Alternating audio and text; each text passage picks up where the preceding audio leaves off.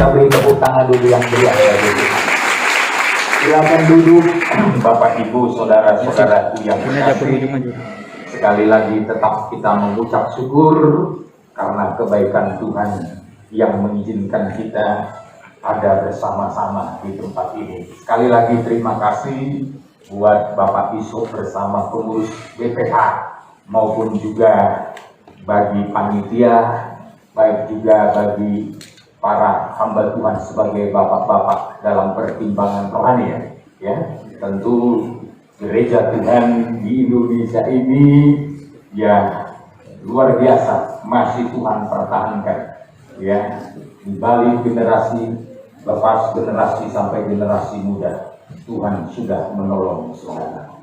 Sebagaimana nyanyian kita tadi, Tuhan selalu menolongku ya. Saya juga menyapa saudara-saudara kita yang mengikuti lewat Zoom ya, baik para hamba Tuhan siapapun, baik yang dari Sydney, Australia, bahkan dari berbagai tempat yang dapat mengikuti yaitu pemberitaan firman Tuhan.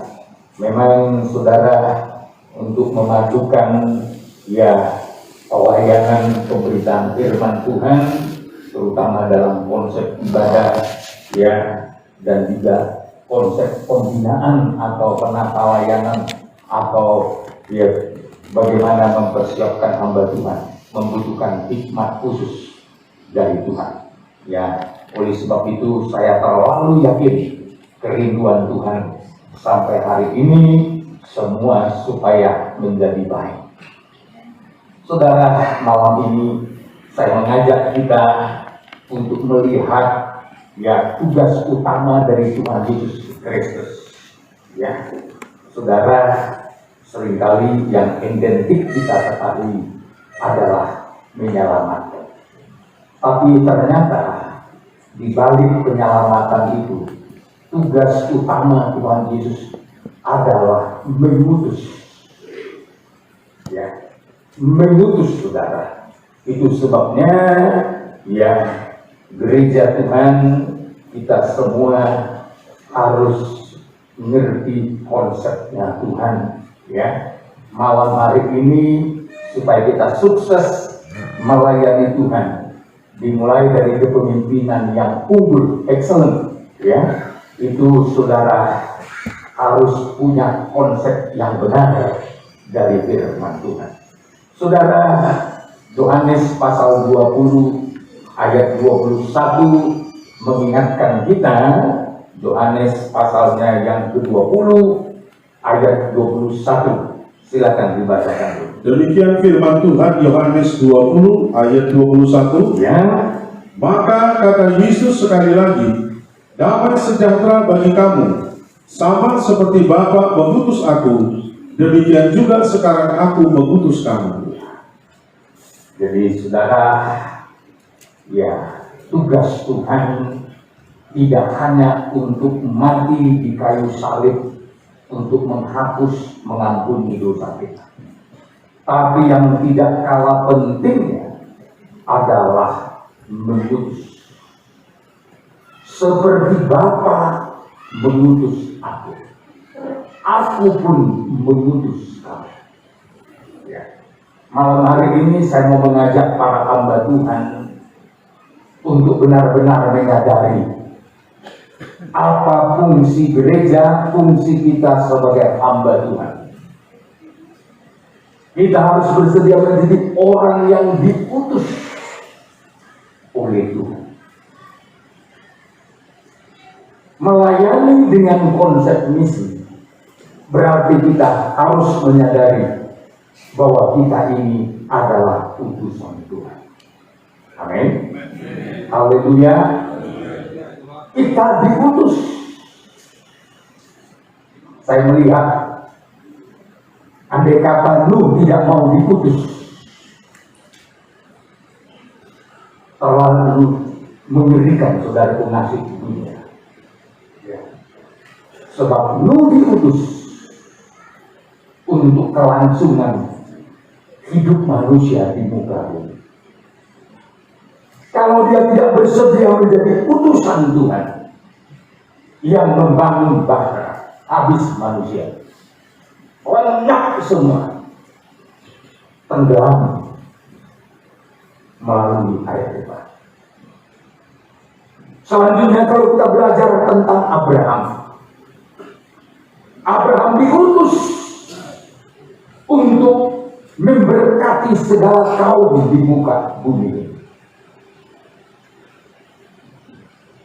Selanjutnya kita terus belajar dengan kehidupan Israel yang diutus menjadi berkat dalam Mazmur 67 ayat 3, saudara. Karena Tuhan punya perhatian khusus untuk menolong bangsa-bangsa. Coba silakan. Mazmur 67 ayat 3. Demikian, kiranya bangsa-bangsa bersyukur kepadamu ya Allah, kiranya bangsa-bangsa semuanya bersyukur kepadamu. Supaya bangsa-bangsa bersyukur sama Tuhan. Dan sekarang akhir zaman, Tuhan tidak lagi mengutus Nuh, Abraham, Israel secara bangsa, tapi sekarang Tuhan mengutus gereja Tuhan di dunia. Kita beri tepuk tangan dulu.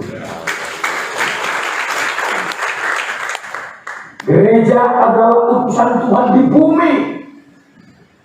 Oleh sebab itu gereja tidak boleh lemah. Gereja tidak boleh mundur. Dan gereja tidak boleh buntu menghadapi seluruh situasi yang terjadi di dunia. Supaya gereja Tuhan, kehidupan kita semua betul-betul menjadi alat di tangan Tuhan sebagai utusan Tuhan. Konsep pelayanan kita harus jelas. Konsep misi. Ya.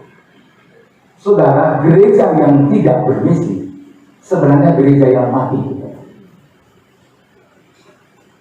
Gereja yang tidak bergerak dalam misinya Tuhan, saya mau katakan, hanya sekedar membangun monumen dan monumen.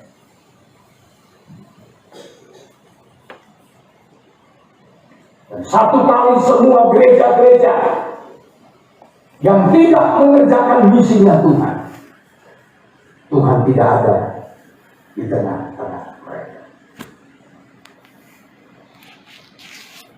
Oleh sebab itu, saya mau mengajak malam ini, marilah melayani Tuhan dengan konsep misi. Amin. Haleluya. Iya. Daerah-daerah yang dibangun kekristenan dengan konsep misi sangat berbeda dengan daerah-daerah yang tidak dibangun dengan konsep misi. Kita tinggal di Sumatera Utara, secara misi yang terbangun di Indonesia, salah satu yang luar biasa adalah untuk Tanah Batak. Untuk pengaruh Tanah Batak sampai ke Nias.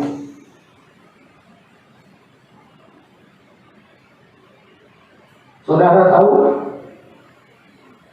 gereja yang ada di daerah yang paling dekat dengan kita ini terbangun karena dilayani dengan konsep misi. Memang dalam konsep misi selalu ada korban, ada nyawa loh. Sampai akhirnya Tuhan mengutus hambanya Nomensen masuk ke Tanah Batak. Maka kekristenan dalam konsep misi punya pendirian. Beda dengan kalau konsepnya konsep politik, konsep perdagangan. Karena ada juga daerah, saya nggak perlu sebut saudara. Ya. Kekristenannya karena ada hubungan dengan perdagangan, ada hubungan dengan politik.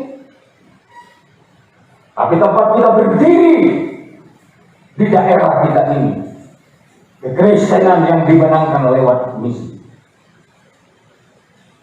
Oleh sebab itu saya lihat sampai hari ini masih bertahan, masih kokoh, yang dibangun dengan konsep misi.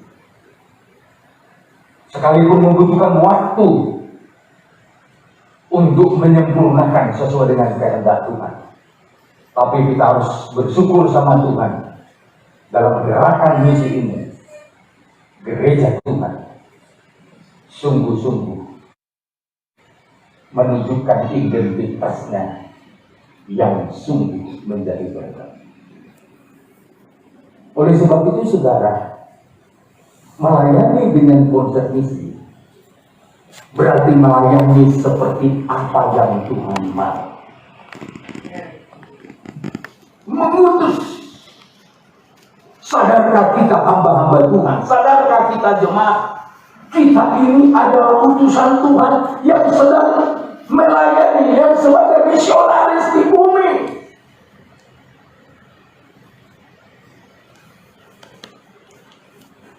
Tentu kalau berbicara konsep misi harus ada badan yang mengutusnya. Yang kedua harus ada orangnya, SDM-nya yang menjadi utusan. Dan yang ketiga harus ada ladang yang harus dikerjakan.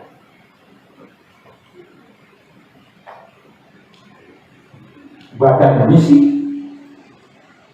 utusan misi, dan ladang misi. Saudara, sebagian besar kita ini sedang berada di ladang misinya Tuhan. Amin. Tapi ladang itu kalau tidak ada utusannya, siapa yang garap? Siapa yang mengerjakan? Atau ada yang mau mengerjakan, nggak ada badannya, nggak ada yang mengutus. Siapa yang mempersiapkan? Dan saya percaya gereja Tuhan di Indonesia sudah tertanam dengan dasar ini.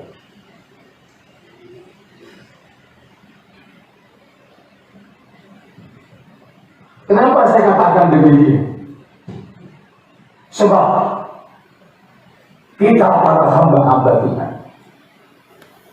sudah merelakan hidup kita untuk diurus. Maka tadi pagi saya katakan, yang pertama harus menjadi pemimpin yang unggul. Supaya menjadi pemimpin yang unggul, harus meneladani Yesus Kristus sebagai imam besar kita.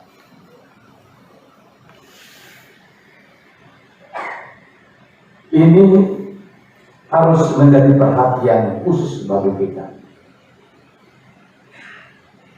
Apa yang harus kita persiapkan?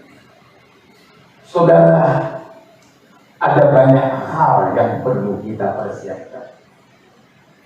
Tapi malam ini saya mau mengajak kita semua persiapkan diri menjadi pemimpin-pemimpin yang unggul.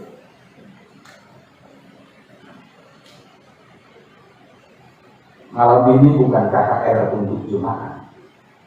Malam ini khusus Tuhan ingin membawa saya dan saudara sebagai hamba Tuhan ke level yang lebih tinggi lagi.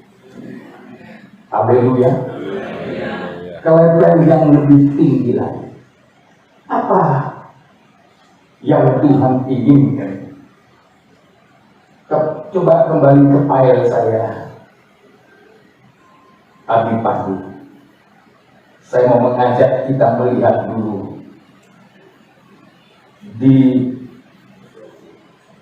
kepemimpinan yang excellent, ya, di file 28 coba. File 28, ya.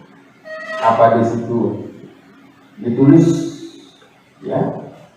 Saya mau mengajak saudara melihat apa yang sangat diperlukan menjadi berkat untuk pelayanan kita. Ya tentu kita ingin pelayanan kita akan lebih baik. Fungsi kepemimpinan gereja. Ya. Yang pertama saudara, nomor 001 di sini, gembala. Sudah ditampilkan. Ya. Gembala, penata layanan, hubungan untuk bisa mengerjakan Yesus. Ya. Tentu saudara, kita yang kumpul kebanyakan mayoritas gembala malam hari ini.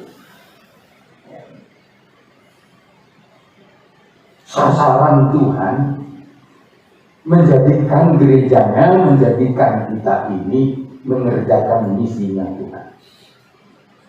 Oleh sebab itu, apa yang sangat penting dalam pekerjaan penggembala? Kalau di file pas ayat nomor 30, yang pertama menjadi saluran berkat. Yang kedua memimpin, yang ketiga mengajar, dan yang keempat memberi makan, yang kelima berjaga-jaga, yang keenam merawat, yang ketujuh mencari, dan yang kedelapan memberi warisan. Ya, saya rasa kalau nggak ada hamba-hamba Tuhan yang senior dulu mewariskan sesuatu untuk kita, nggak ada gereja Tuhan di Indonesia. Maka kita tidak boleh lupa, saudara, warisan yang sudah Tuhan percayakan melalui mereka. Ya. Sebesar apapun memakai Tuhan untuk hidup kita, saudara, saluran berkat yang pertama. Apa fungsinya? Apa dampak pelayanan? Tentu saudara, dampaknya supaya mengalir aliran air kehidupan. Dan terlalu berat kalau jika pelayanan kita kering dari air kehidupan. Ya, sebenarnya kalau udah kering itu airnya akan binasa dan mutlak. Coba kita semangat khotbah di penggembalaan lokal, kan karena masih mengalir, karena masih terkoneksi hubungan kita yang baik dengan Tuhan. Semangat. Ya. Saya selama sekian puluh tahun ini lebih banyak waktu saya di luar penggembalaan. Apalagi sebelum COVID, saudara. Hampir setiap bulan kita fellowship dan harus beberapa kali pertemuan kita harus melayani di bangsa-bangsa lain. Ya, jadi nggak ada waktu lebih banyak untuk berkenalan. Tapi saya tahu, saya ngerti kenapa Tuhan izinkan COVID-19. Setelah COVID-19, saya sepertinya dirantai sama Tuhan. Sekarang kamu harus fokus sebagai gembala yang harus menjadi saluran berkat mengalirkan aliran air. Tapi saya bilang gini sama Tuhan, Tuhan, jangan terlalu lama. Kalau nggak mengalir nanti, kalau hidup ini tidak menjadi alat Tuhan, ya tinggal nunggu mati. Ya.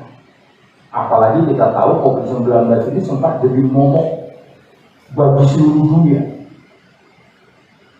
menakutkan semua. Tapi saudara-saudara, jangan mengalami kekeringan secara rohani. Pelayanan harus ada air kehidupan. Seperti di Yesaya 47 ayat 1 sampai 9. Air itu harus mengalir dari bait suci. Kalau dulu bait suci tempat tahtanya Allah. Kalau sekarang air itu harus mengalir dari gereja Tuhan. Dan air yang mengalir itu harus memberkati. Dan air yang mengalir itu tidak langsung menenggelamkan. Coba kita lihat dulu Yeskel 47 ayat 1. Silakan. Demikian firman Tuhan, Yeskel 47 ayat 1. Sungai yang keluar dari bait suci. Ya. Kemudian ia membawa aku kembali ke pintu bait suci. Dan sungguh ada air keluar dari bawah ambang pintu bait suci itu dan mengalir menuju ke timur. Ya. Kemana arahnya? Ke timur. Ke timur. Untuk apa ke timur? Kalau kita belajar tabernakel, sebelah timur itu kehidupan di luar Tuhan.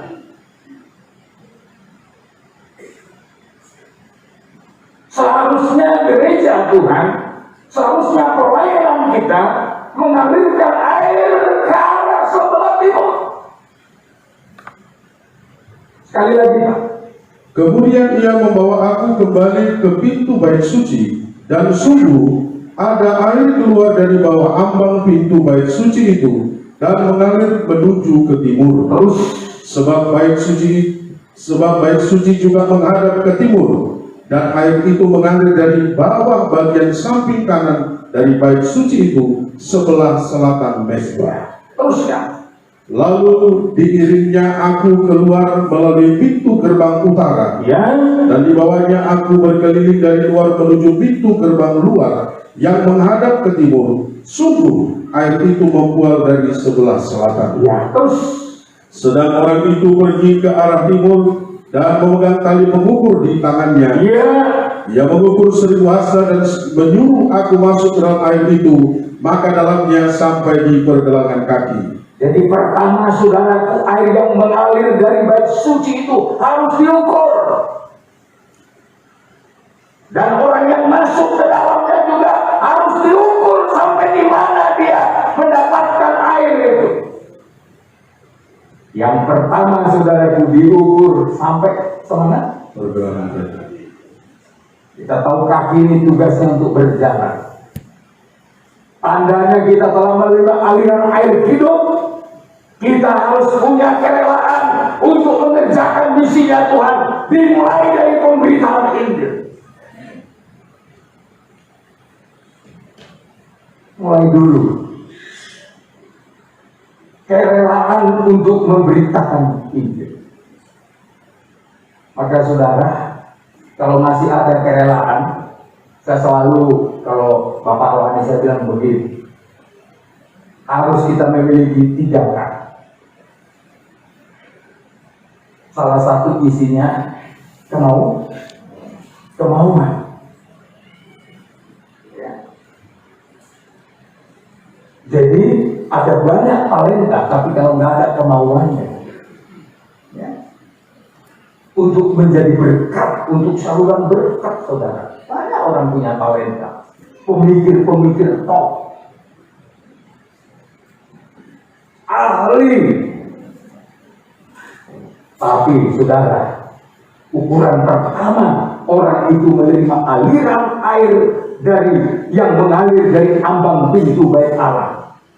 Diukur yang pertama, 1 mata. Jadi saya yakin 5 tahun program saudara di gereja Tuhan ini, saya yakin itu sesuatu yang sangat baik. Tapi berikan kesempatan Tuhan mengukur apakah kita punya kerelaan, semua para hamba Tuhan ini, untuk memberitakan Injil. Yang kedua, ukuran kedua, Ayat yang keempat, ia mengukur 1000 hasta lagi dan menyuruh aku masuk sekali lagi dalam air itu. ya, Sekarang sudah sampai di lutut. di mana sekarang? Lutut. Lutut. Saya tahu, saya percaya orang Pantai Kosta sangat mengerti tentang lutut. Yang kedua diukur doa kita.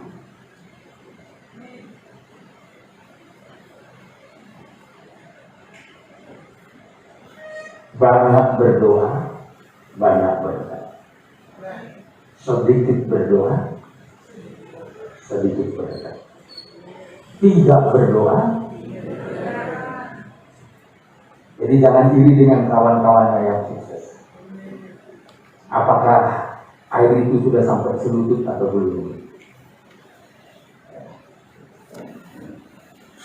Sudahkah apa yang mengalir dari Tuhan itu sudah sampai bisa mengubah konsep kita dalam mengandalkan Tuhan lewat doa? Tapi tidak cukup hanya sampai di lutut terus. Kemudian ia mengukur 1000 hasta lagi. Ya, yang dipakai ukuran 1000, angka 1000 sudah. Angka 1000 itu angka sempurna. Angka perhentian. Jadi yang paling sempurna mengukur adalah yang dari Tuhan. Yang mengukur saya dan saudara bukan Tuhan. Tapi yang mengukur saudara, apa yang mengalir dari Tuhan itu yang mengukur hidup kita. Kalau seorang pemimpin, kalau dipakai suara untuk mengukurnya, saya rasa tidak ada pemimpin yang sempurna kalau suara manusia yang kita dengar.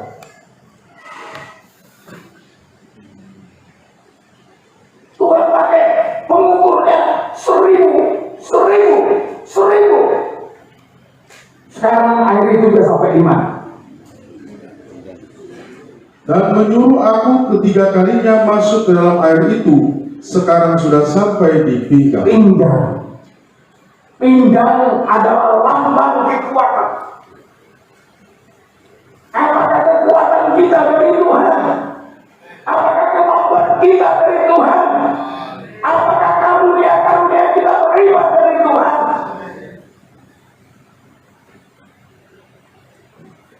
Kalau dari Tuhan, tak ada yang bisa menghambat. Haleluya. Mau disembunyikan dimanapun, ditunggu sama Tuhan.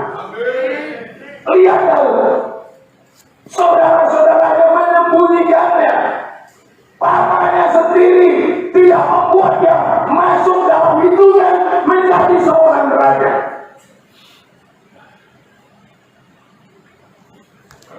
Sampai Samuel tanya, apa nggak ada lagi anakmu yang lain? Oh ada, tapi sedang menggembalakan kambing. Nggak banyak loh, saudaraku, 1 atau 3 ekor. Jadi pemimpin yang sukses bukan harus 1000 jemaatnya, bukan harus paling top.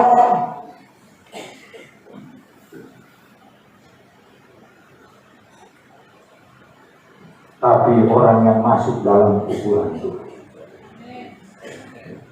Haleluya. Nggak diperhitungkan, saudara. Tapi Tuhan tunggu dia. Samuel terkecoh, saudara. Lihat kata-kata Daud pada gagah-gagah semua, saudara. Cocok menjadi panglima perang. 1, bukan dia.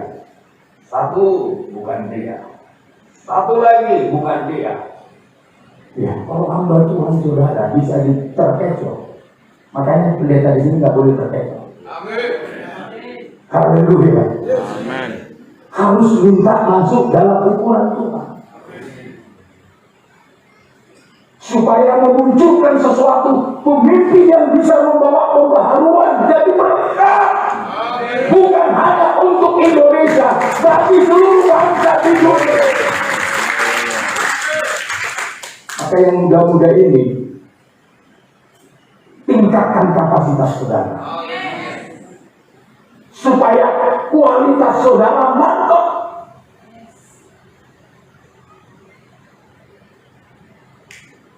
Saya dulu sedih kali kalau dia bilang gini, pendeta pribumi nggak ada yang dipakai Tuhan.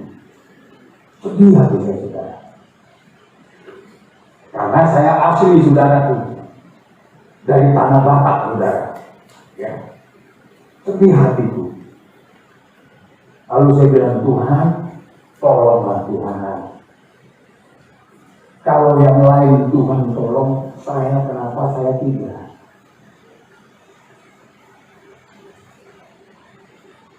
Makanya jangan ada yang minder ya. Amin. Rekan-rekan hamba Tuhan yang muda-muda, persiapkan diri. Haleluya. Dan keberhasilan yang tua-tua, kalau bisa mengkaderkan yang muda-muda. Dan melihat mereka lebih sukses ke depan.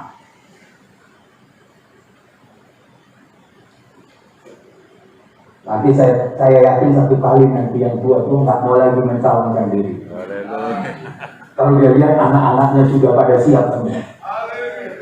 Haleluya. Apalagi cucunya udah siap. Yang opung-opung bilang tambah, opung lagi. Dan mau gitu sih. Bukan aku lagi ke situ. Tapi sekarang yang muda saya enggak. Ini yang perlu. Haleluya. Yang muda siap enggak. Sudah sampai di mana air itu mengalir dalam hidup kita? Sudah kaya sampai di pinggang? Sudah kaya menjadi kekuatan kita? Apalagi jadi pemimpin kalau nggak kuat bisa stres.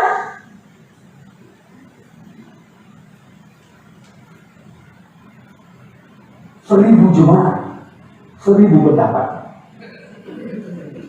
Apalagi jemaat paling gampang meninggalkan kita. Gak cocok rasanya pilih dia. Tapi coba gembala. Karena di sini gak ada yang cocok sama aku. Padahal masih ada yang cocok. Berani meninggalkannya. Kalau jemaat gampang aja. Apalagi di provokator di pendeta lain. Permisi. Orang banyak datang di permisi, asal permisi aja. Sebenarnya ya bukan tulus permisinya. Hanya supaya jangan dibilang tidak rohani. Ini makanya dari gereja Tuhan jangan banyak permisi. Pertahankan sampai Tuhan dibukakan kembali. Saya menggembalakan jemaat. Yang saya gembalakan setiap minggu itu ambat gereja, bukan gereja kecil-kecil.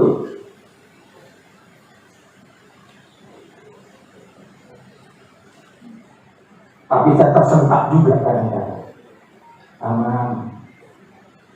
Kami suami istri datang sini hanya untuk permisi. Saya bilang kalau permisi ngapain kau datang?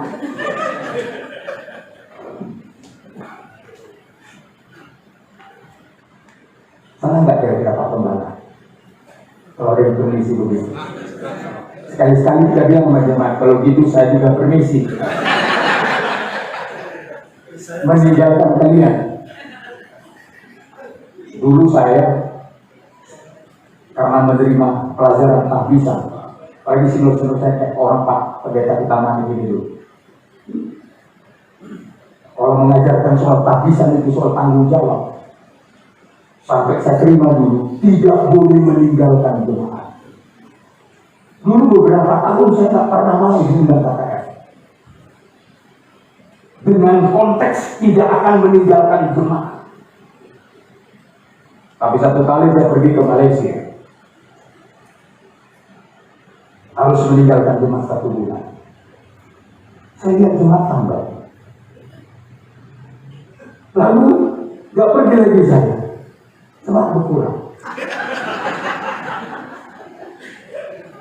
Pergi lagi, tambah lagi. Ada yang benar ini. Saya boleh ragu waktu itu saudara. Jadi dulu mau siapapun mengundang, mau orang terkaya sekalipun mengundang. Tapi saudara, setelah saya menangkap dengan apa yang Tuhan inginkan, rupanya hidup ini harus tergantung kepada kekuatan Tuhan. Yang menjaga jemaat itu yang paling kuat bukan bendahara, tapi firman Tuhan dan kuasa roh. Dari cuma 50 orang, terus tambah. Oh, makin keluar saya membangun tubuh Kristus, makin Tuhan percayakan banyak jiwa.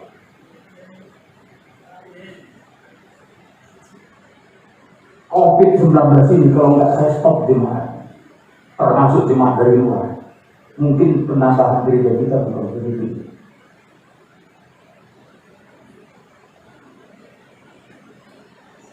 Saya bilang harus pakai protokol kesehatan. Makanya jemaat yang kita gembalakan saudaraku sekarang, jam 7.15 ibadah, jam setengah 6 sudah mulai membuking bangku. Kalau dulu jam 7.15 mau masuk, jam 7 lewat sekian baru datang dia.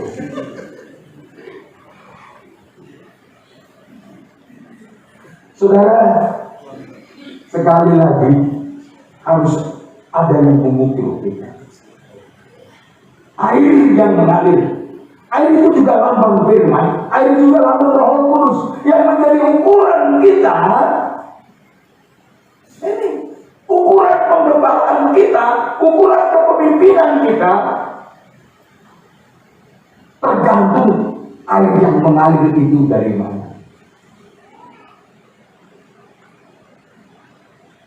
Dan ukuran kalau itu datangnya dari bait suci, nggak ada yang bisa ngelak.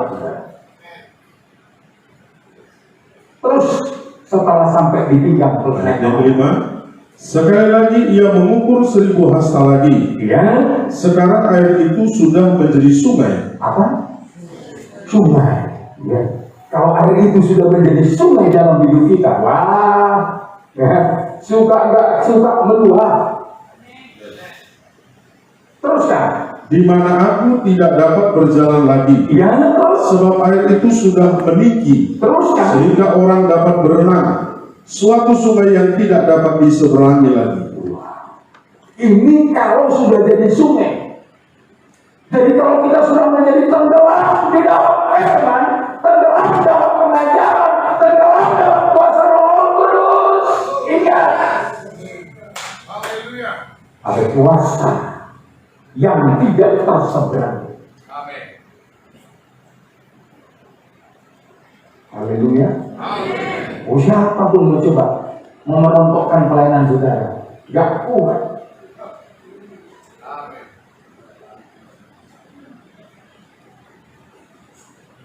Makanya saudara, kalau air itu menjadi ukurannya, dan kalau air itu sudah seperti sungai, dia akan mengalir terus.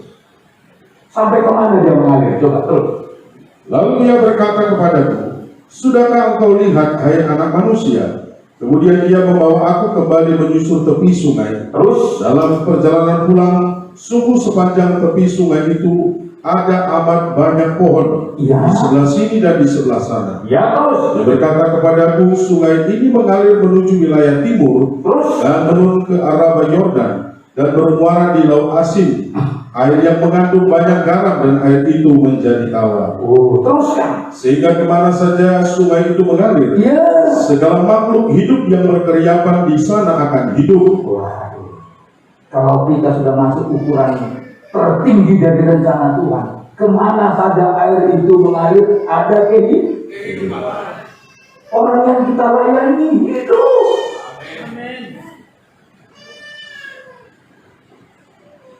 Biar apapun saudara dipercayakan Tuhan akan menjadi berkat. Bidang penginjilan, wah, ini di garis depan. Nggak tahu siapa ketua penginjilan di sini. Dulu Pak Siregar. Begitu ya Pak Siregar. Pak Nenggolan, bagaimana itu? Oscar. Nah, ini harus 2 kali lipat ini. Karena masih lebih muda dari Pak Siregar.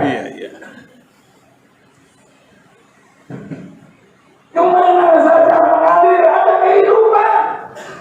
Di mana saja gereja Tuhan terbangun, terbentuk, jadi berkat menghidupkan lingkungan itu.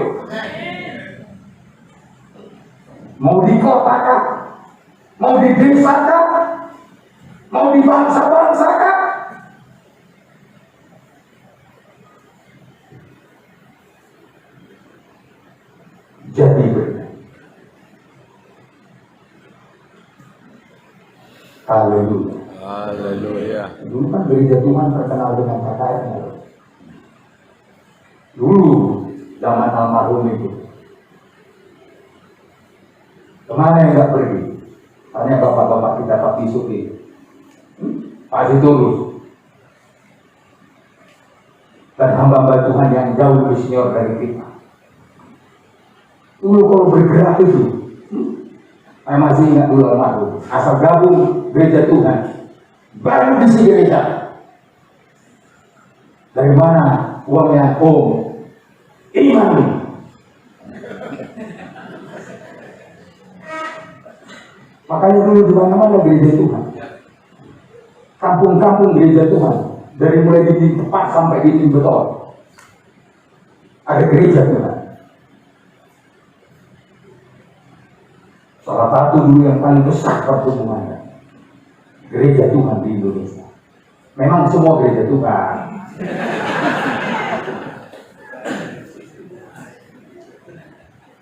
Siapapun saudara, hamba bapak-bapak yang Tuhan izinkan memimpin gereja Tuhan ini, saya yakin dia tidak siap ke depan. Haleluya. Tapi kita beri kesempatan air itu mengalir dari sumber. Jangan air dari yang lain, jangan air dari luar naga. Tenggelam kita nanti. Ya? Bukankah air dari luar naga juga air? Sama-sama sumber. Bukan begitu ya? Coba kita Wahyu 12. pasal 12 ayat 13 dimulai.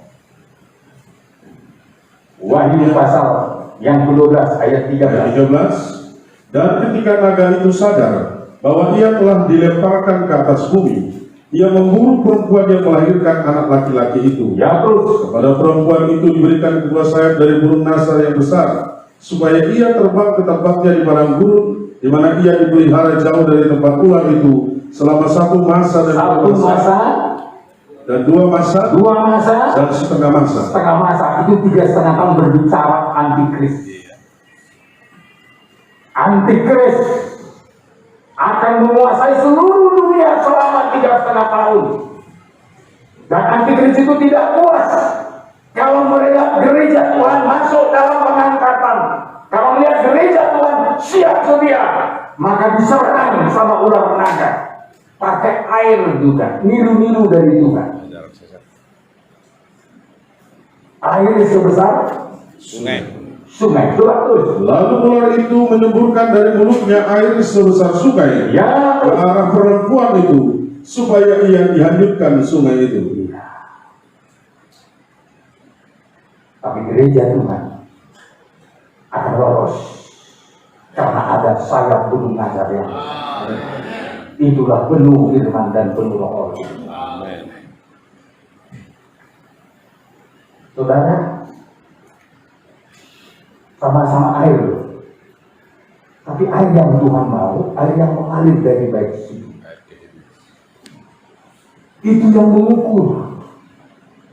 mengukur kerelaan kita, mengukur doa kita, mengukur kekuatan kita, bahkan mengukur siapa yang menenggelamkan kita. Coba tenggelam dalam roh, tenggelam dalam firman, daging ini rontok semua.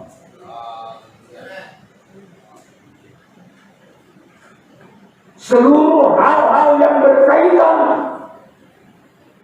dengan konsep daging kita dirontokkan oleh kekuatan Roh Kudus dan firman. Pasti rontok, saudara. Ya, kita pemimpin-pemimpin itu kadang-kadang pernah salah loh. Saya gembala pun pernah salah.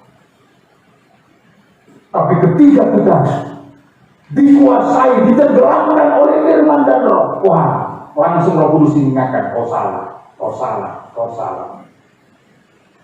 Dulu saya juga mengajar pernah salah, saudara. Maunya semua hamba Tuhan seperti saya. Ini Tambu Bulun murid saya, betul Pak Tambu Bulun. Siapa lagi di sini? Di banyak ini alumni kita. Tapi Tapi jangan meniru yang salah. Dulu saya belum melayani dengan konsep misi. Tapi ketika mata saya mungkin terbuka. Oh, saya bilang, saya balik datang ini. Harus memperbaiki konsepnya. Padahal saya diberkati loh. Jadi saya mengubah konsep saya bukan karena nggak diberkati secara finansial, saya berkelimpahan. Kalau ukuran uang, mungkin saya tidak akan mau berubah konsep itu. Karena nyaman. Coba orang kalau kasih uang sama kita, satu tas, ya, itu ngantar sambil nangis lagi.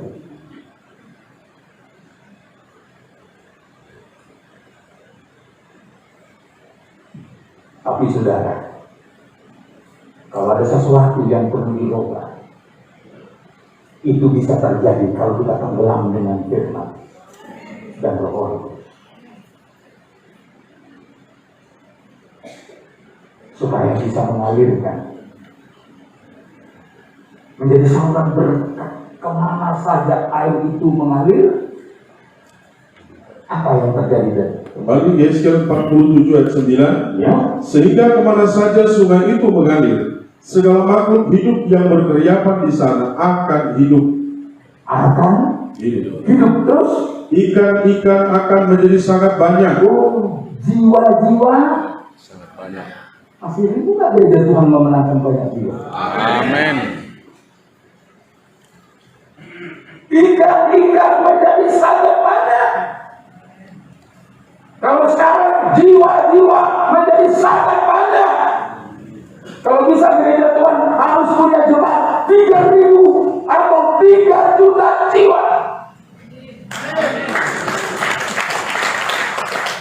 Nanti pengurus yang akan datang harus punya konsep, harus punya target, harus visinya jelas, harus ada visi umumnya, harus ada visi yang harus mendarat di tengah-tengah pelayanan Tuhan. Kalau gereja Kristen Indonesia, visinya saudara menjadi seperti itu. Tapi yang kedua, membangun 10.000 sidang jemaat Tuhan. Makanya kalau kami bubes sinode, susah cari gedungnya.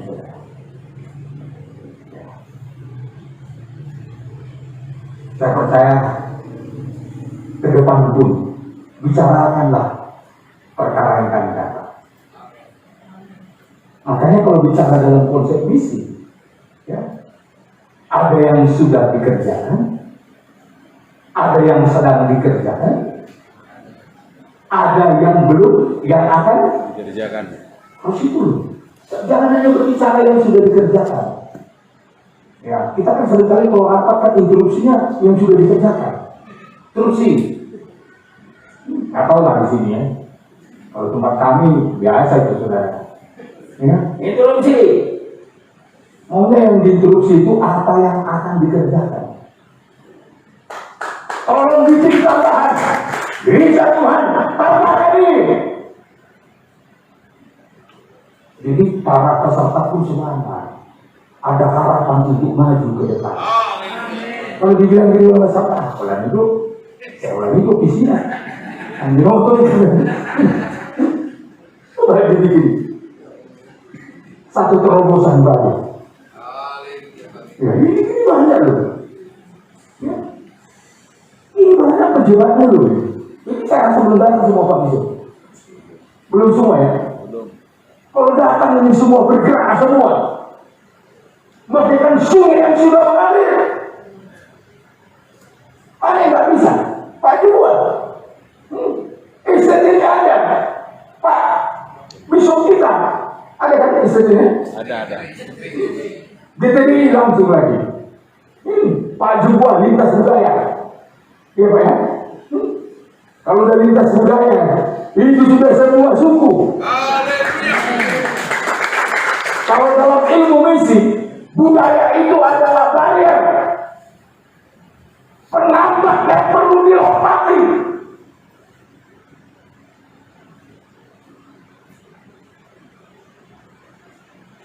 Apalagi budaya itu bertentangan dengan firman. Tapi kita lompati semua itu. Menangkan jiwa sebanyak-banyaknya bagi Kristus tetap.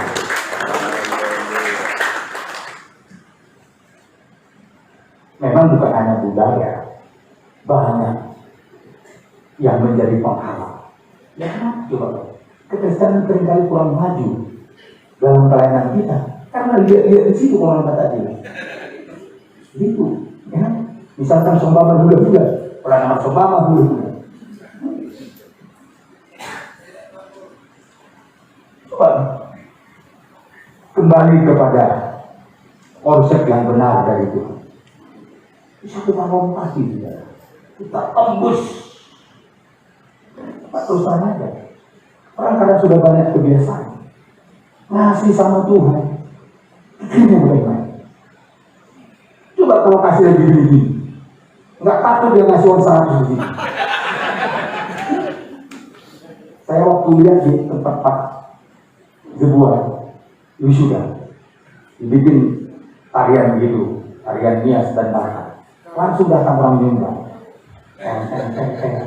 Lama hatiku, kalau begini sama Tuhan semua. Apa nggak hebat gereja Tuhan semua? Ya bukan Pak, Ibu yang buat dia yang salah saudara. Artinya memang kan setara apa budaya yang ditonjolkan. Ya, ada orang tergerak langsung. Kenapa untuk pembangunan gereja orang nggak tergerak langsung? Coba tergerak semua. Di kota, di desa, ya, di luar negeri. Saya kadang-kadang negeri dulu bukan. Tapi saudara-saudara yang punya karunia lah, punya STM ke sana. Ya. Karena enggak saudara punya beban ke bangsa-bangsa lain, ke negara-negara yang lain. Saya pernah keliling Cina, saudara. Saya begitu terkejut, saudaraku. Sampai orang nangis waktu kami tinggalkan. Menangis meraung-raung, nggak merelakan kami pulang, saudara. Saking rindunya dilalap hamba kita. Ini Pak Biswop, Pak Sitorus yang tua, Pak Jebuan, utus ke sana misinya Tuhan, supaya kita bisa menjadi berkat. Bisakah orang Batak? Bisa orang Nias pergi? Bisa orang Jawa? Bisa. Apalagi ada orang Flores di sini. Dari Kupang. Dari mana Pak? Pulau Rote. Dari Rote pun bisa. Kalau saudara nggak tahu tempatnya, saya kasih tunjuk tempat. Asal mau melayani itu. Nanti sekali-sekali itu sama saya. Pak, saya terbeban di sini. Saya serahkan saudara-saudara yang terbeban di situ kepada orang di situ.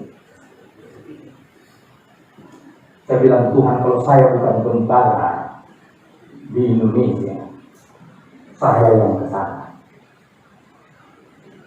Walaupun saya sudah mulai berumur, saudara. Sekali lagi, saudara, air itu harus mengalir. Itulah konsep penggembalaan, saudara. Ya. Saluran berkat. Yang kedua, memimpin. Harus jelas kepemimpinan kita. Mau dibawa kemana jemaat? Berputar-putar tanpa tujuan atau kemana? Yosua 1:6, gembala harus memimpin jemaat untuk mengalami tanah perjanjian. Filipi 3:13, supaya kalau semua panggilan Tuhan dalam hidupnya.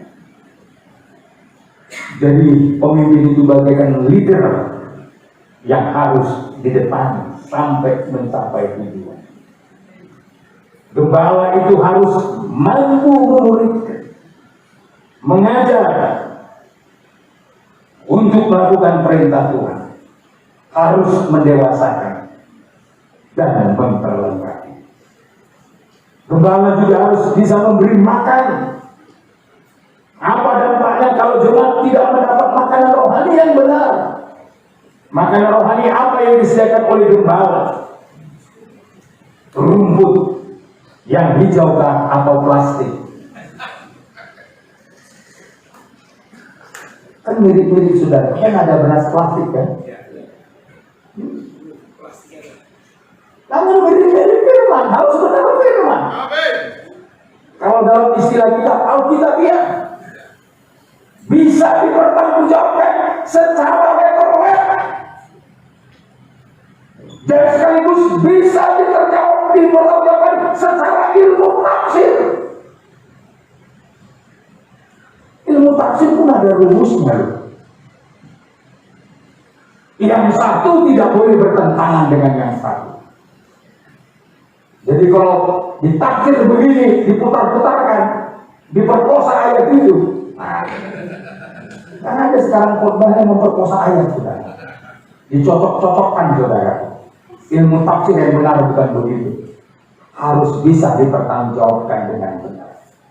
Makanya saya selalu kalau mengajar dalam pengajaran novel, nggak boleh dikarang-karang, nggak boleh semua alegoris. Harus jelas. Supaya apa? Orang-orang tidak tersandung dengan pengajaran kita. Orang-orang diberkati, makanan yang kita berikan bukan mirip-mirip, tapi harus benar-benar firman Tuhan. Coba kalau mirip-mirip. Saudara tahu, seluruh ilmu filsafat di dunia ini, semua ilmu psikologi, anak saya juga di psikologi, saudara. Ternyata semua ilmu pengetahuan di muka bumi hanya Yesuslah satu-satunya yang bisa memberikan jalan keluar yang sempurna. Kalau misalnya yang lain memberi jalan keluar, ngapain Tuhan menjadi firman? Soal nikah, kalau misalnya diselesaikan dengan ilmu-ilmu yang lain, saya rasa Yesus tidak menjadi berguna bagi kita. Tapi karena ada firman yang menatap hidup kita, memberi jalan keluar dari kita. Kalaupun ilmu-ilmu yang lain itu hanya membantu untuk menunjukkan, tapi untuk memberi jalan keluar hanya firman Tuhan yang benar. Haleluya. Saya juga banyak belajar kepemimpinan, tapi saya ternyata kepemimpinan yang terbaik di dunia hanya Yesus Kristus. Yesus Kristus. Oleh sebab itu, saudara, ya, dalam mempersiapkan gereja Tuhan, dalam kehidupan kita untuk menjadi saluran berkat. Sekali lagi, saudaraku, jadilah gereja Tuhan yang betul-betul mengutamakan Yesus Kristus untuk membangun penggembalaan kita. Yang kedua, saudara, tugasnya kembali dulu ke file yang ke-28 tadi. Ya, kita harus memperhatikan penata pelayanan, mengatur pelayanan itu dengan baik. Bisa ditunjukkan, ya, penata layanan yang excellent, ya. Coba apa yang sangat penting, saudara, ya. Salah satu intinya, kita manusia dipercayakan untuk mengatur, ya. Kejadian 2 ayat 15.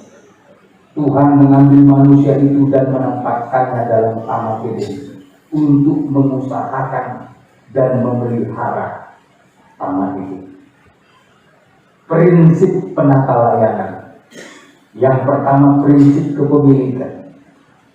Mazmur 24 ayat 1, segala sesuatu milik Tuhan. Jadi ingat, segala sesuatu yang kita punya dan yang dipercayakan Tuhan kepada kita milik Tuhan. Ayub pasal 1:21, semua titipan Tuhan. Dan Ulangan pasal 8 ayat 17 sampai 18. Dan selanjutnya, prinsip penatalayanan harus dapat dipercaya. Ini saudara, untuk menjadi kehidupan pelayanan yang lebih baik, saudara, dapat dipercaya. Misalkan pegang uang, habis bendahara dipercaya. Jujur. Gak usah diangkat orang kaya. Jangan kira kalau orang kaya bisa nyumbang, belum tentu ya. Yang maaf. Bobot rohaninya bisa dipercaya enggak? Sebenarnya kalau bendahara itu bukan hanya nyimpan uang, harus punya ide bagaimana mendorong semua pejabatnya berkorban. Iya. Amin. Bagaimana teori pendapatannya? Saya punya pengurus, salah satu staf kita. Kadang-kadang dia yang ingatkan. Mohon bapak-bapak, ibu-ibu, jangan terlambat memberikan persembahan. Bayangkan loh, saya pemimpinnya. Dibikin juga sama saya. Dia takut saya lupa juga. Saya senang, saudara.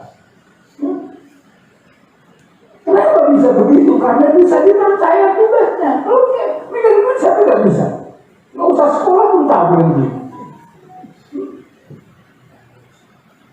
Apakah bisa tidak dipercaya untuk mengembangkan berkat Tuhan ini?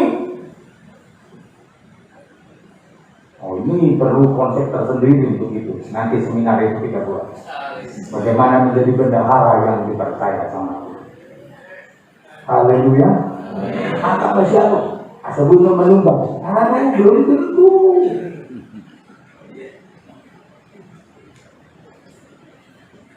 Kalau disombat dari sorga,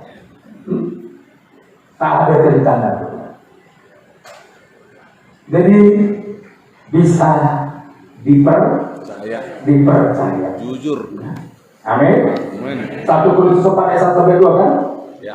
Yang akhirnya dituntut dari pelayan-pelayan yang demikian ialah bahwa mereka ternyata dapat dipercaya.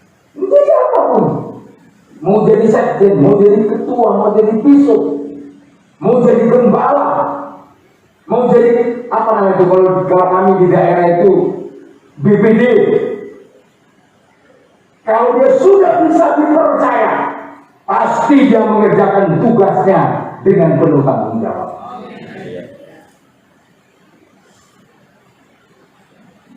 Haleluya. Dapat dipercaya. Kalau dipercaya, satu domba dikasih, dijaga baik-baiknya langsung disembelih. Sama lagi nih saudaraku. Jadi Ibu Gembala, istri saya pernah yang memberikan kepada rekan misi di pulau, kasih babi 10 ekor. Ya. Setelah 2 tahun saya pergi melihat babi ini juga. Ya, saya bilang mana babinya? Sudah habis Pak.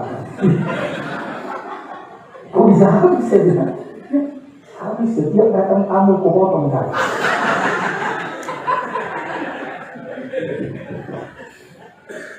Saya bilang kok nggak bisa dipercaya. Kalau sekali lagi kami tidak akan memberikan lagi, karena kau nggak bisa dapat dipercaya. Sampai sekarang bukan habis, tinggal nama tuh.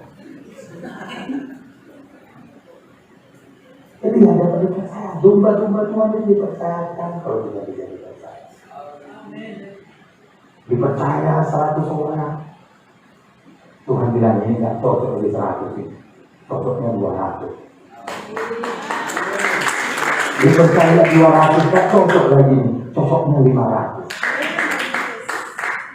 Oh nggak cocok lagi 1000-an ini. Ya dulu kan kita fellowship berapa orang, jadi itu mengajari. Dulu tim paling dekat saya di samping Pak Reza ada beberapa pendeta. Mereka ini lagi mobil ikut-ikut Pak Reza. Kalau nengok mukanya udah bosan kita. Jadi terus, tapi karena kepercayaan Tuhan, bayangkan bisa bangsa-bangsa lain. Fellowship yang ada di Australia, di Perth, di Sydney. Ini ada dari Sydney, ada dari Sydney. Ya. Bayangkan sampai ke London kita. Ini semua karena kepercayaan Tuhan.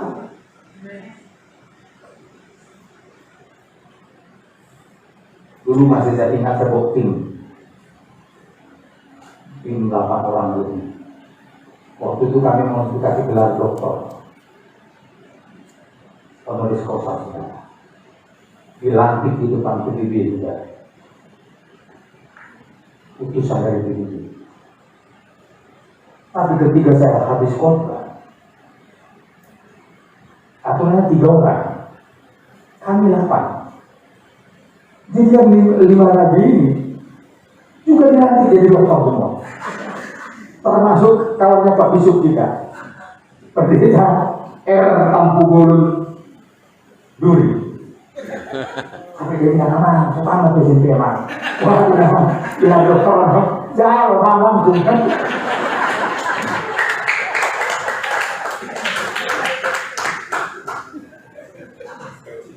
Tapi kenapa? Modalnya apa? Nggak usah kan bikin disertasi. Skripsi pun nggak pernah. Apalagi tesis. Tapi kalau udah dipercaya, apa dia bilang begini? Ini lebih hebat dari dokter studi ya. Ini karena penghargaan, karena kami percaya orang bapak-bapak ini dipakai Tuhan semua. Kalau studi, ikuti aja kurikulum. Pertanggungjawabkan dengan jaminan mutu yang mantap. Lulus kita. Tapi kalau penghargaan yang betul ya, ku bilang Aman tak bulur. Udah tahu Tuhan waktu kau pun di gereja Tuhan dulu, Tuhan bangun gereja dan apa? Tuhan perhitungkan itu waktu Aman naik pasang hubungan itu ku bilang. Lihat Tuhan itu apa yang kalian perbuat dalam pelayanan ini, terimalah.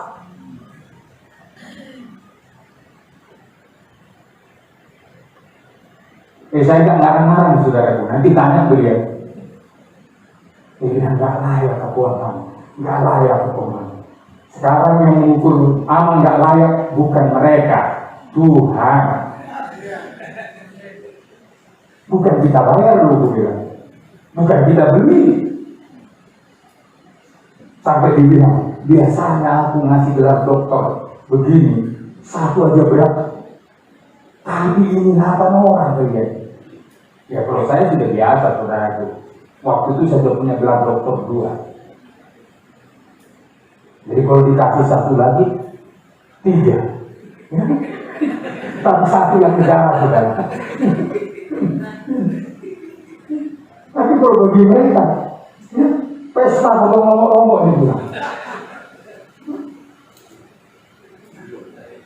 Sekali lagi, ada di sini ya? Ada saya udah pernah lihat itu buku. Ya, dapat di ya. Jadi sekaligus mengejar pahala. Ya. Sekaligus saudaraku melakukan yang terbaik, memberi yang terbaik. Jadi kepemimpinan yang terbaik, penata layanan yang terbaik, dan selanjutnya hubungan yang terbaik. Mau punya hubungan yang terbaik. Coba bagaimana dalam membangun hubungan dulu. Coba saya minta filenya biar cepat-cepat ya. Ya, membangun tim yang terbaik. Ya, ini sangat perlu saudaraku. Ya, langsung ke slide yang kedua, hubungan-hubungan. Wah ini, gembala itu harus punya hubungan yang baik dengan organisasi. Jadi jangan bilang, bukan nama bisu mengangkat aku. Oh gembala, kalau nggak ada bisu dipakai Tuhan. Siapa yang melantik saudara? Apa saudara angkat tangan begini? Dalam nama Bapa dan Roh Kudus lagi.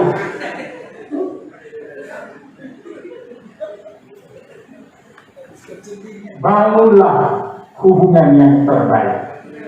Haleluya. Kalau membangun hubungan yang terbaik dengan organisasi, apa yang menjadi tanggung jawab kita? Ada kewajiban dan hak. Jangan hanya minta, disuruh, nggak datang dari hati. Ada kewajiban.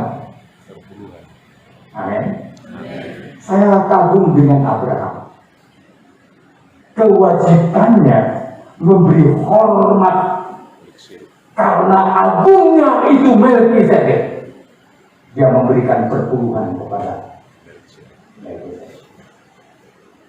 Jadi sebenarnya memberi perpuluhan itu tanda memberi penghormatan kepada yang memberkati.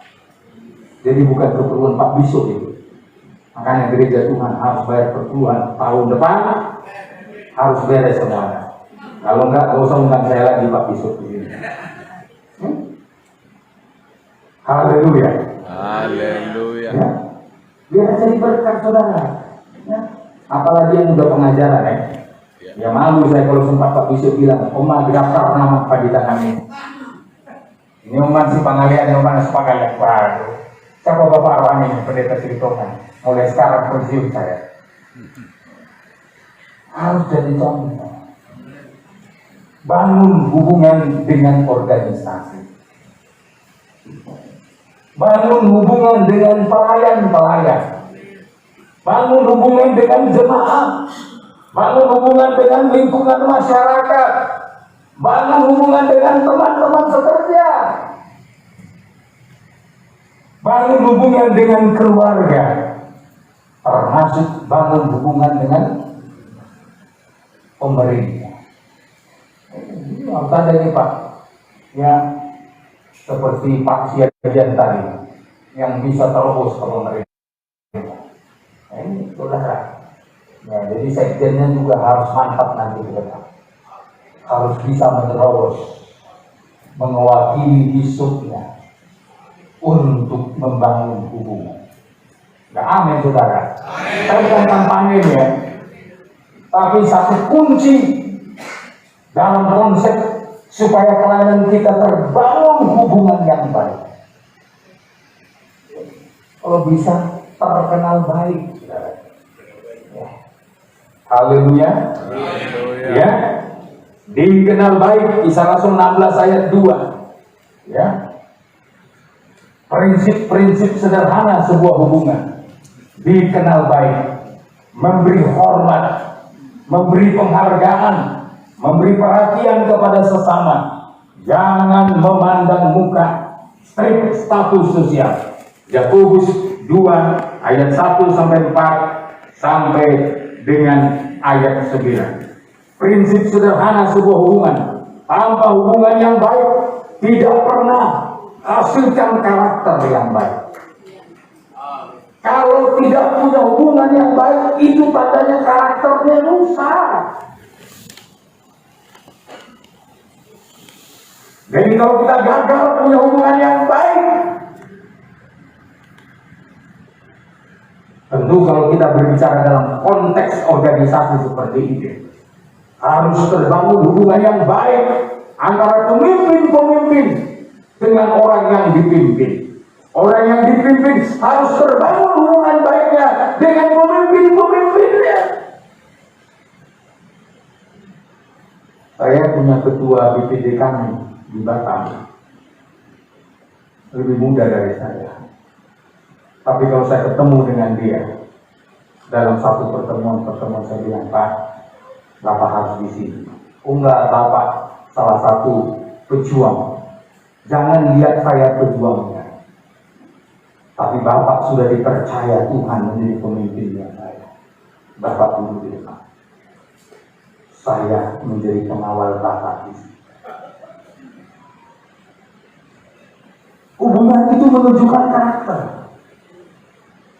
Coba kalau semua hormat sama pengurus pun senang mengerjakan tugasnya. Tapi siapa itu? Ya, apalagi istilah dunia anak tabuiko ya. Habis nama periode ini, jangan gunakan.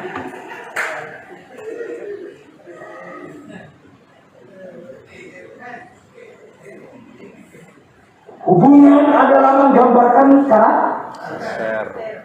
Coba suami istri. Kalau mau istrinya main trompet sama suaminya, karena kurang jelas hubungan ini. Apalagi itu, hei di depan umum. Ya saya terus terang aja istri saya yang nggak usahakan apa. Ya. Langsung pusing saya jadi pendeta. Saya bilang kita carilah gembala yang lain. Saya akan istirahat sebab hubungannya sudah rusak. Hubungan itu menunjukkan karakter.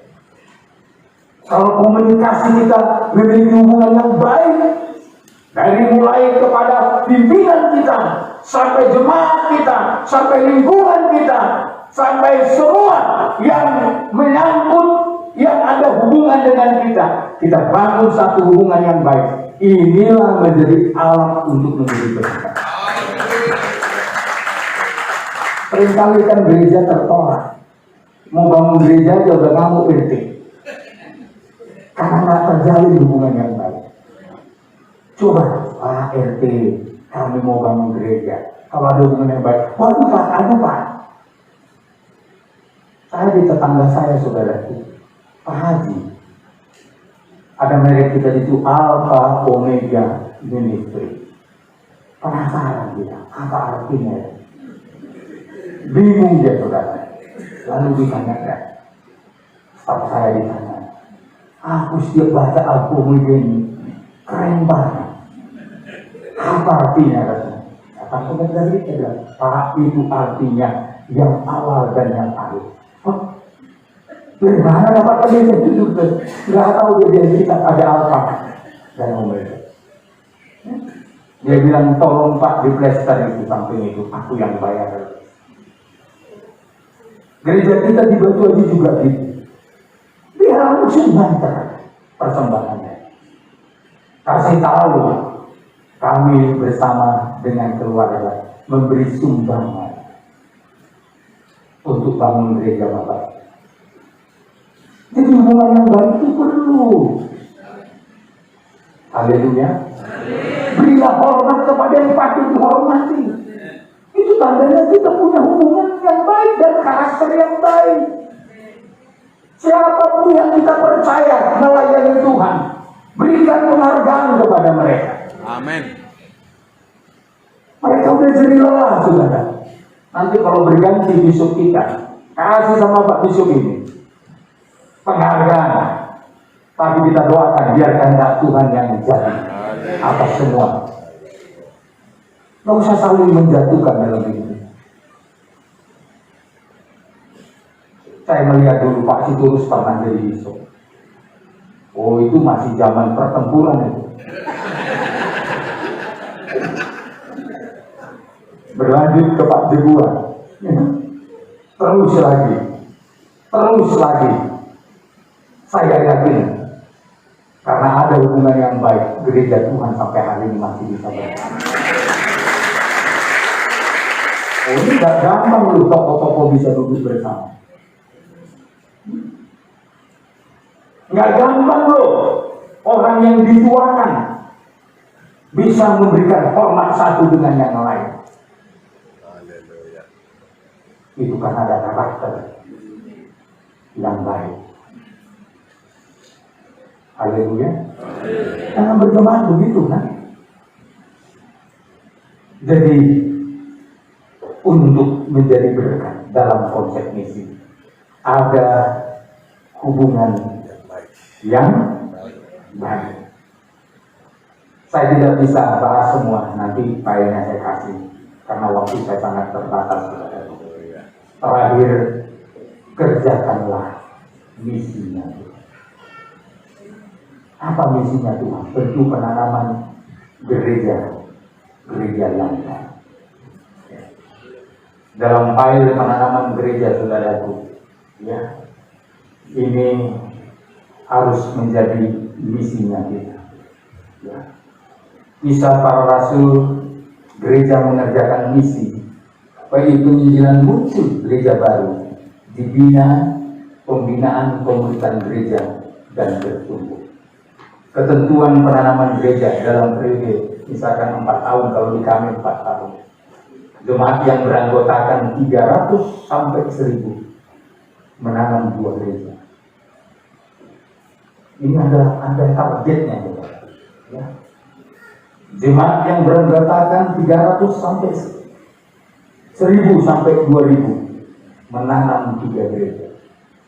Jemaat yang beranggotakan 2000 sampai dengan seterusnya, kalau bisa sebanyak-banyaknya. Haleluya. Jadi harus mengerjakan misinya. Kalau gagal Anda mengerjakan misi, berarti gagal menjadi utusan Tuhan. Diutus seperti Bapa mengutus aku, kata Yesus. Aku pun mengutus. Ingat saudara, kita ini diutus untuk pergi seperti domba di tengah-tengah serigala. Cerdiklah seperti ular. Tuluslah seperti merpati. Cerdik saudara. Memimpin pun perlu kecerdikan, perlu keahlian. Nggak semua cara pandangnya sama, cara menangkapnya sama. Coba jemaat aja. Makanya dulu waktu saya jadi guru, dia bilang, kalau semua muridmu rata-rata konten 3 ke bawah, yang perlu dipertanyakan pertama bukan muridmu, gurunya. Kamu, apakah kamu punya ilmu didaktik yang benar? Punya metode yang benar? Kita kan sering kali, guru itu, atau musuh itu.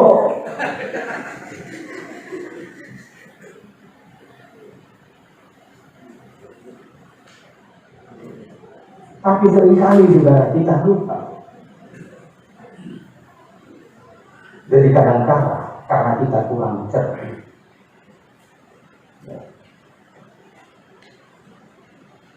kurang tulus, maka konsep Tuhan mengutus kita dalam konsep misi, pergilah, maulah diutus seperti domba ke tengah-tengah serigala.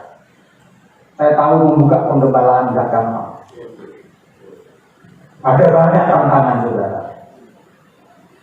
Tetapi dengan kecerdikan dari Tuhan, dengan hikmat dari Tuhan, dengan ketulusan dari Tuhan, Tuhan akan memakai kita semua. Haleluya. Haleluya. Dalam konsep misi sekali lagi, inilah kehendak. Kita kerjakan melayani dengan konsep misi. Ingat, kita menjadi terang. Kalau di ruangan ini semua kita jadi terang, kalah terang lampu. Tapi kalau hanya 1 orang kita jadi terang, kalah terang kita dibandingkan lampu-lampu. Jadi kalau kita semua jadi terang, pergi semua jadi terang, akan memberkati banyak orang. Tentu doa saya sebagai rekan hamba Tuhan, doa kami kiranya gereja Tuhan di Indonesia akan menuju lebih baik lagi. Amin. Untuk kemuliaan bagi nama Tuhan. Marilah kita sama-sama melayani dalam konsep. Sekali lagi kiranya Tuhan memberkati kita. Saya rindu lagu tadi dinyanyikan saudara. Sama-sama kita nyanyikan dulu, nanti saya serahkan kepada panitia. Haleluya. Oh, terima kasih.